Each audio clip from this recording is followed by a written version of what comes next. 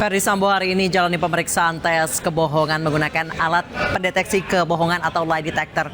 Untuk membahasnya kami telah terhubung dengan pakar kebohongan Handoko Gani. Selamat petang Pak Handoko. Pak Handoko. Pak Handoko. Pak Handoko bisa mendengar suara saya? Saya nggak bisa mendengar suaranya. Oke, Pak Handoko sudah bisa mendengar suara saya sekarang? Pak Handoko?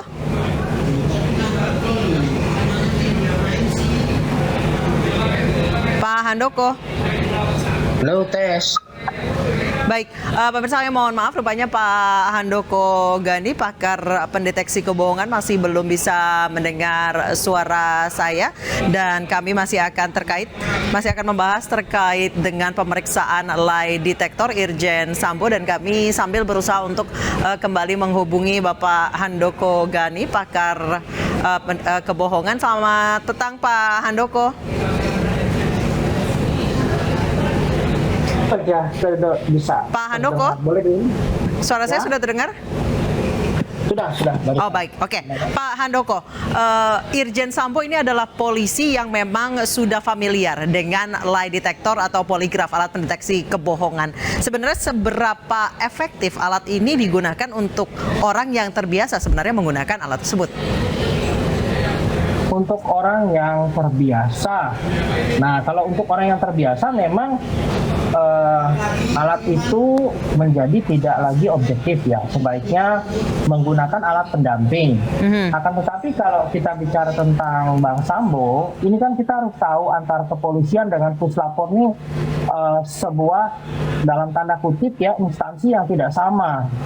Artinya teman-teman di kepolisian juga tidak certified polygraph examiner. Okay.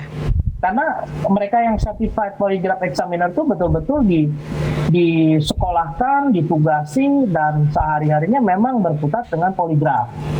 Nah, saya rasa kalau Bang Sambo dan teman-teman yang lainnya tidak menggunakan poligraf sehari-hari.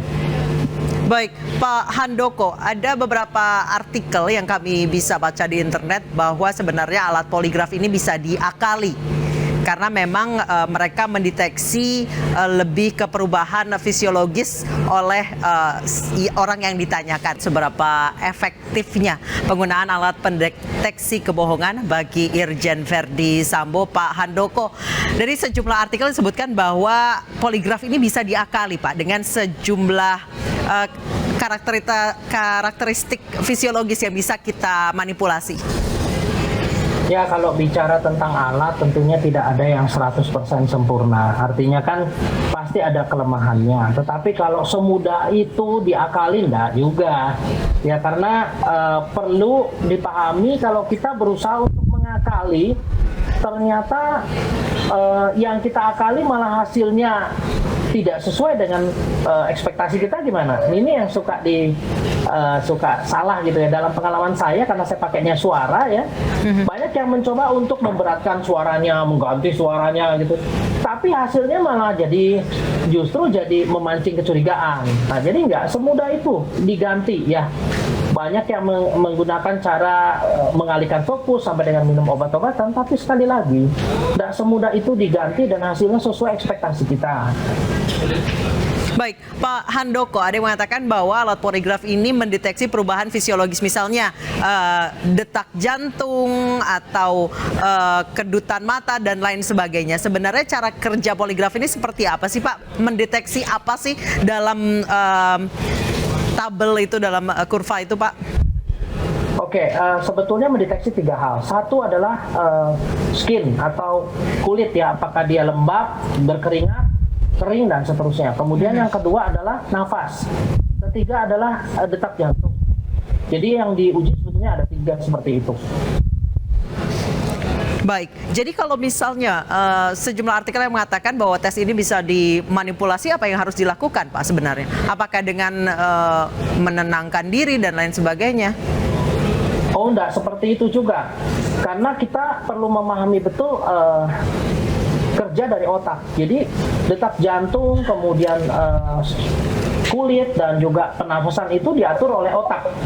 Sehingga kita tidak semudah itu bisa mengakali otak gitu ya. Otak tuh nggak mudah diakali. Jadi bukan berarti kalau kita berusaha tenang maka tidak terbaca oleh misalnya oleh poligrafnya. Tidak seperti itu. Baik, Pak. Siapa yang bisa mengakali otak gitu kan?